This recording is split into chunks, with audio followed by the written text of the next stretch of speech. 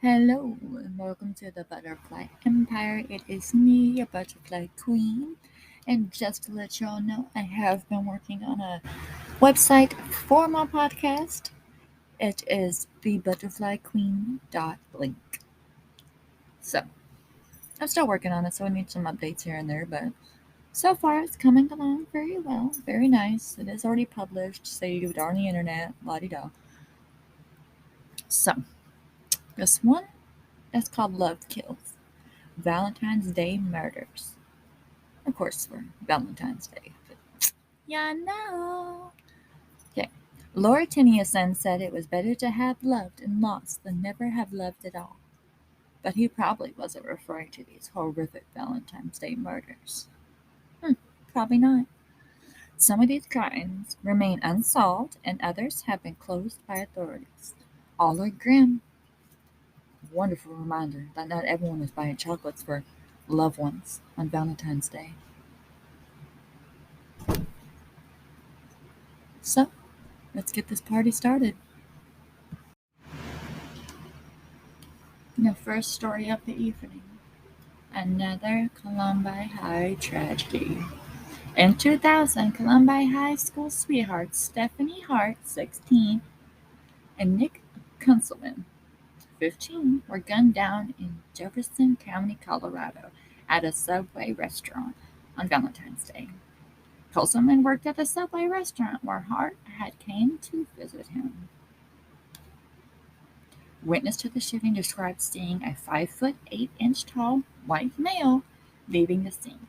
The killer has not been caught, and the murders remain as another word on the town of Littleton, Colorado, the same town where in 1999 two teenage boys murdered 13 people in Columbine High. A young couple was buried side by side.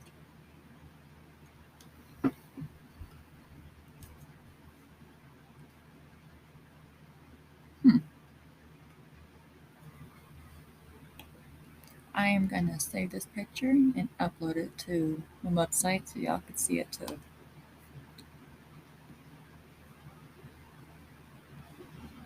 Mhm. Okay, there we go. Our next story. Couples go to dance, later found strangled in the woods.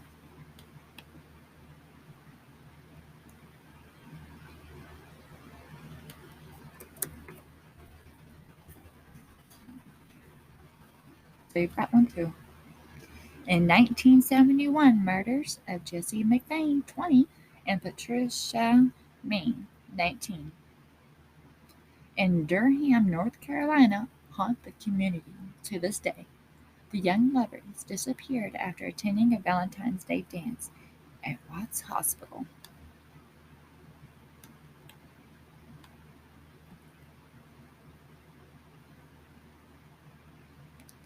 Police found McVeigh's abandoned vehicle on a lover's lane. Ooh, girl.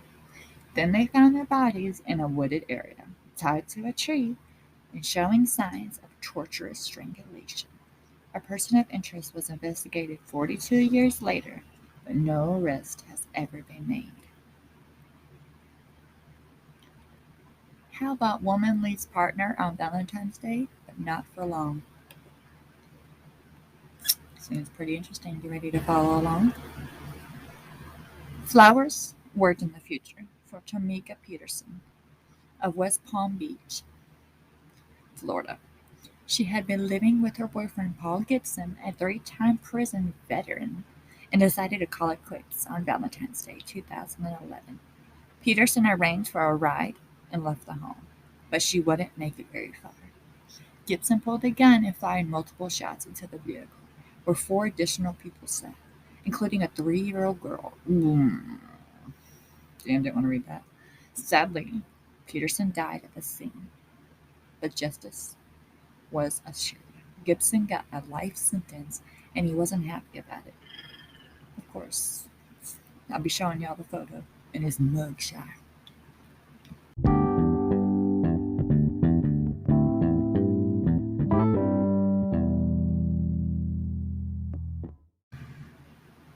Okay, let's go for some more love jokes on Valentine's Day. Philandering spouse thinks murder is cheaper than divorce, hires Mr. Results to do the deed. Hmm.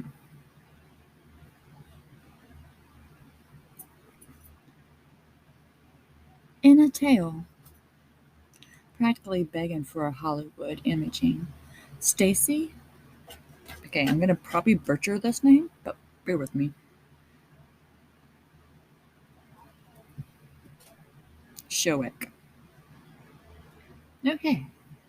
Stacy Showick of Georgia was sentenced to life in prison for her involvement in a murder for hire, a plot that resulted in the death of her fifth husband, Richard Showick. With guidance from a friend, Lenitra Ross, Miss Showick found personal trainer. What? Okay, what did I just read? Trainer come hitman. Okay, that's I don't know. Called, and we're not making this up, Mr. Results.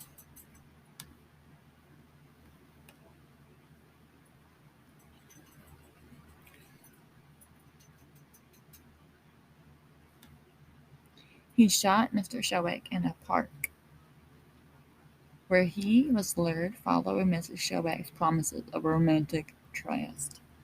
To add insult to injury, Miss Showick was also having an affair.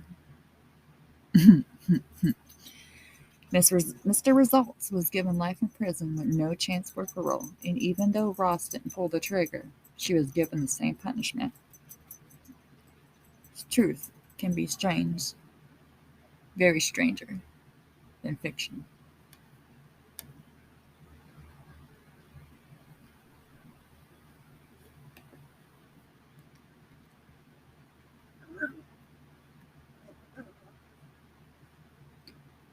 Parents walk in on a crime, don't realize it until it's too late.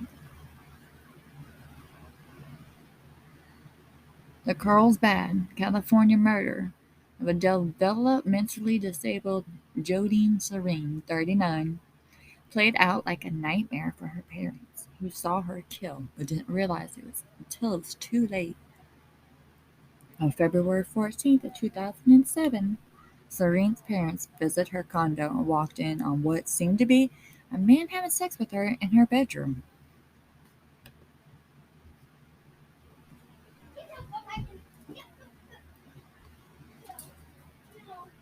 Embarrassed, the parents waited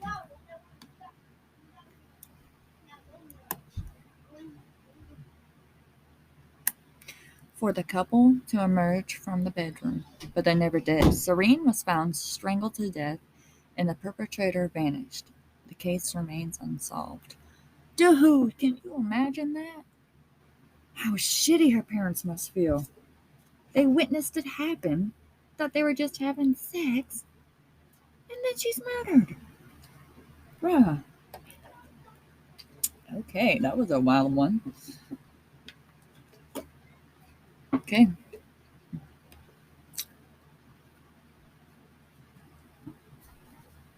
Young man slaughtered on the way to visit mom for lunch. There was no media coverage. Imagine that. The horrifying murder and dismemberment of Rashawn Brazel, 19, took place in Brooklyn in 2005. Brazel was supposed to meet his mother for a Valentine's Day lunch, but never made it. Pieces of his body were later discovered in trash bags in a subway tunnel leading to Knoll Strand Avenue station. Other parts were gruesomely found at the recycling plant.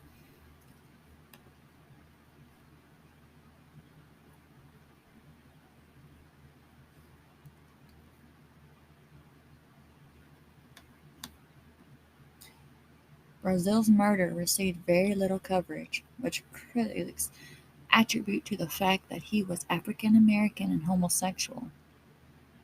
Man, it's 2023, people.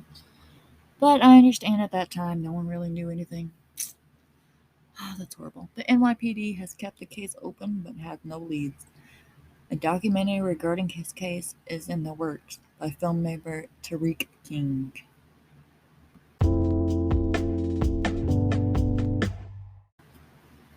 Our next one is a very doozy. Valentine's Day triple murder still unsolved 35 plus years later. Colorado Springs, Colorado. She was a young lady looking for love, but instead she met a brutal end, along with her two young children. It was extremely traumatic for the city. A detective in the cold case unit for the Colorado Springs Police Department. It's been 35 years since Cassandra Rundle and her two children were murdered. But for those who remember the case, the trauma still remains. I don't think anybody deserves to be murdered, but especially when you start talking about children, they're so young. There's no reason why nobody would have motive to murder them. Police say something or sometime early on February 14th, 1985, 37-year-old Rundle, along with her 12-year-old son, Dietrich Sturm, and her 10-year-old daughter, Melanie Sturm, were killed inside their Ivy Lead neighborhood home. For Colorado Spring Police Department, it's our only unsolved triple murder. And not only that, but there are two children involved. So the case itself is pretty traumatic. The crime shocked the quiet neighborhood, and everyone wanted answers. A ton of detectives were involved, not just detectives from the homicide investigation. A lot of the community was really involved in trying to solve it. A lot of people had called in and tried to give whatever information they could to help solve it. Unfortunately, it still is unsolved. They had tried to dig up old articles about the incident. The horrific crime made the front page of the Colorado Springs Gazette Telegraph for days. A few grisly details were spared. According to the articles, one of Rundle's ex-husband, Douglas Peltzer, found the bodies when he stopped by for the morning with the Valentine's present. Police said all three had been beaten and strangled, and there were signs the two females had been sexually assaulted.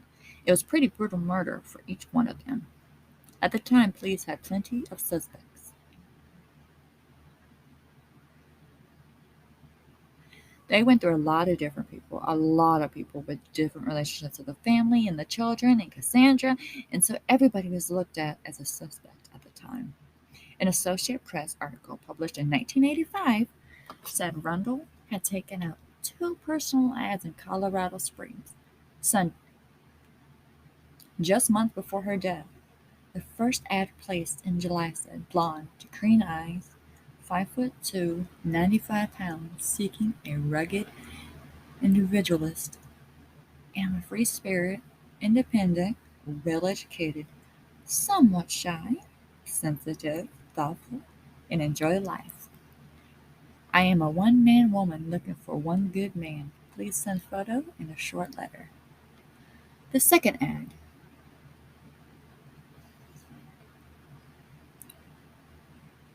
placed about a month later, said warm, together, bright, beautiful, and modest lady, seeking friendship with a gentleman of quality and character, 30 to 40 years old. Police at the time said between the two ads, Rundle received responses from 85 different men. Whew, it's like The Bachelor, but for the earlier days. The potential suitors, now suspects, were all individually investigated by police. Officers also looked at Rundle's ex-husband who found the crime scene, as well as her first husband who lived in Ohio at the time. Everybody was a suspect until they weren't. Cruz Rogers wouldn't say if any of those men are still considered suspects or if they have any new ones. However, she did say she has hope this case still could be solved. Generally, with cold cases, some of our biggest challenges is time, but that can also be one of our biggest benefits. Like many things, technology has changed a lot over 35 years, which Cruz Rogers said in another advantage. DNA is a huge piece in our investigations currently. So we reanalyzed the case, went through everything. The evidence to see if something might be beneficial for DNA or fingerprints testing. Maybe that, wasn't back in the day. DNA has been given a lot of credit in some recent solved cold cases, but Cruz Rogers and witnesses are just as important. Okay, and we're back. People solve cases too. One witness stated, on the statement, could possibly break it wide open and everything could fall together. Back in 1985, just days after the murders, Sergeant Joe Kenda, I know that guy, told reporters he believed the case would be solved relatively soon, which much has changed that belief has not. Just because it's 35 years later to us, there's no difference in the investigation. If you have any information about this case, you're asked to contact the Colorado Police Department. Currently, there are 93 unsolved homicides in Colorado Springs. And ladies and gentlemen, I'm going to be uploading these photos to my website probably as soon as tomorrow. I don't know. We'll figure it out. So, remember, the website is thebutterflyqueen.link. So, have fun, have a wonderful time. Good night, good morning, whatever it is. It is me, your butterfly queen, and I'm signing off. I will talk to y'all next time on my next podcast. Talk to you then.